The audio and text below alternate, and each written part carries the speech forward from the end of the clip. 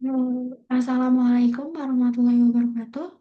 Perkenalkan nama saya Alsa Faras dengan NIM 2305050052. Saya akan mempresentasikan hasil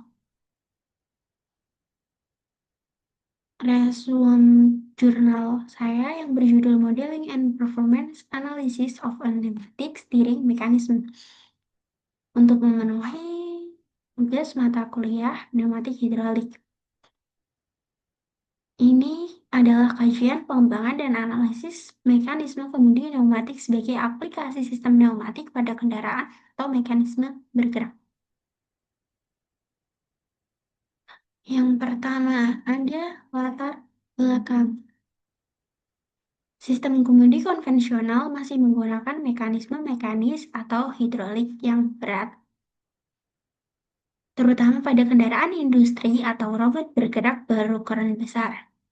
Teknologi pneumatik menawarkan solusi yang cepat, ringan, dan mudah dirawat karena udara tekan mudah diperoleh dan memiliki kecepatan respon tinggi. Tantangannya ada pada kontrol presisi dan kestabilan gerak kemudi.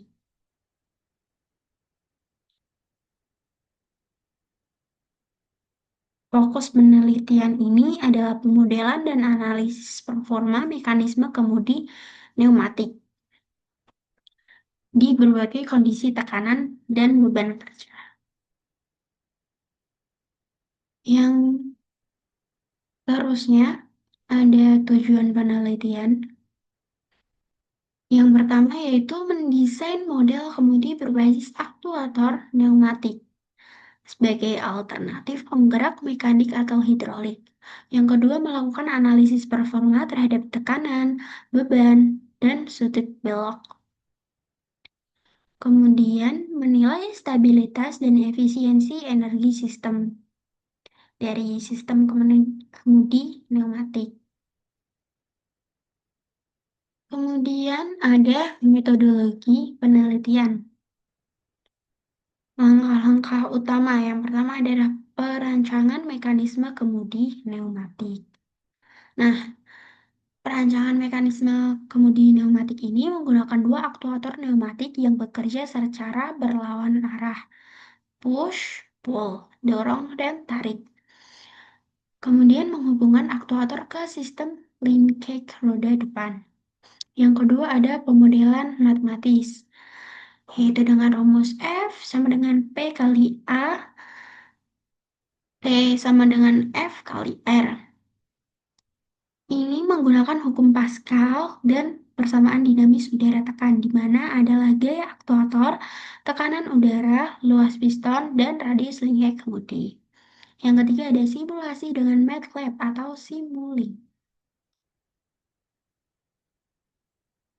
Simulink bisa juga atau bisa juga dengan Automation Studio. Nah, parameter uji ini dari tekanan 3-7 bar, beban lateral, sudut belok maksimum. Keempat yaitu eksperimen prototipe menggunakan 2 silinder dan katup solenoid 5/2. Pembuatan model kemudi sederhana dengan 2 silinder pneumatik dan sensor sudut potensiometer. Pengukuran dilakukan terhadap kecepatan respon dan deviasi sudut aktual versus target. Yang kelima ada analisis performa dan validasi hasilnya. Kemudian ada desain sistem kemudi. Itu terdapat 5 komponen utama. Yang pertama, 2 silinder pneumatik, yaitu kiri dan kanan, masing-masing untuk arah. Kemudian ada katup solenoid 5/2, yaitu yang mengatur arah aliran udara. Kemudian ada regulator tekanan 3-7 bar untuk menjaga kestabilan suplai udara. Kemudian yang keempat ada sensor sudut kemudi atau potensiometer yang berfungsi untuk mengukur posisi roda aktual. Kemudian yang terakhir ada microcontroller atau PLC control,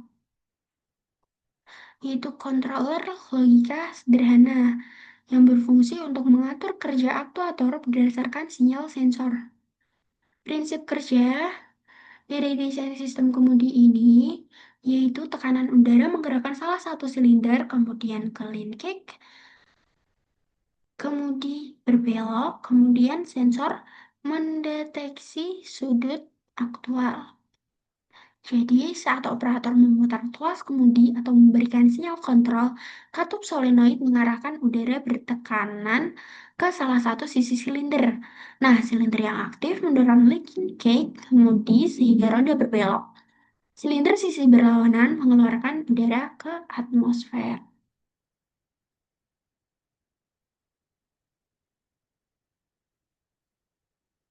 eh, Diagram alur sistem. Ilustrasinya yaitu input control atau tuas kemudi itu ketika katup solenoid yang pertama di katup solenoid, kemudian masuk ke silinder pneumatik, kemudian linkage kemudi, kemudian sensor sudut, dan yang terakhir ke feedback ke controller. Siklus waktu responnya yaitu kurang lebih 0,4 detik per 30 derajat putaran kemudi.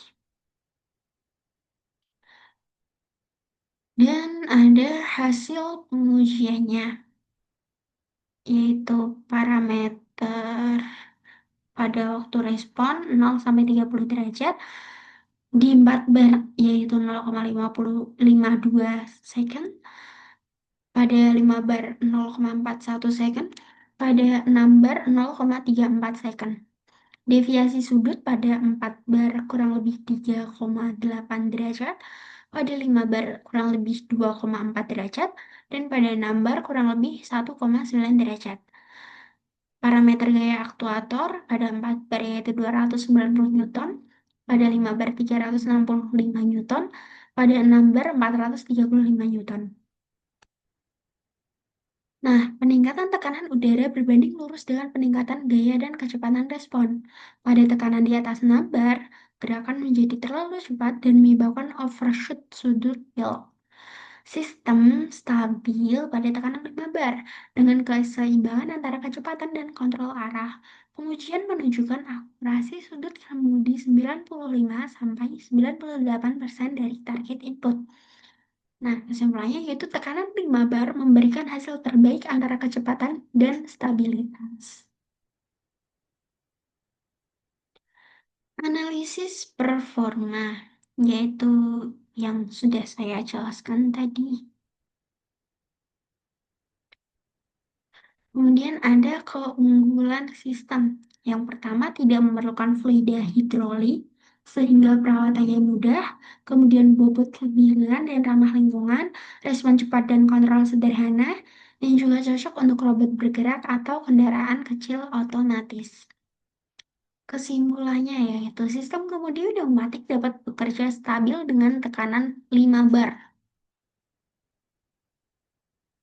Kemudian waktu respon kurang lebih 0,4 detik per 30 derajat menunjukkan respon cepat dan layak diterapkan pada kendaraan ringan atau robot bergerak.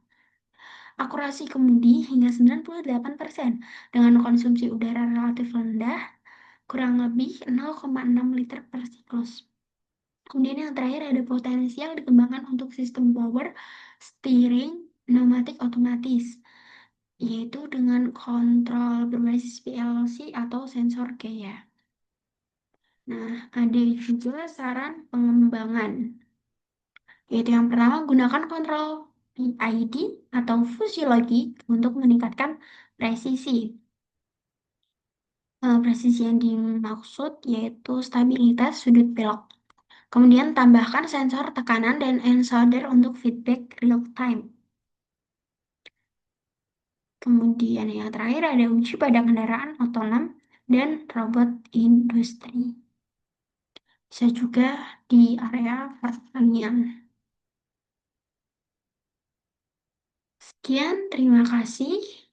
Apabila ada saran atau pertanyaan, bisa ditanyakan ke komen. Terima kasih.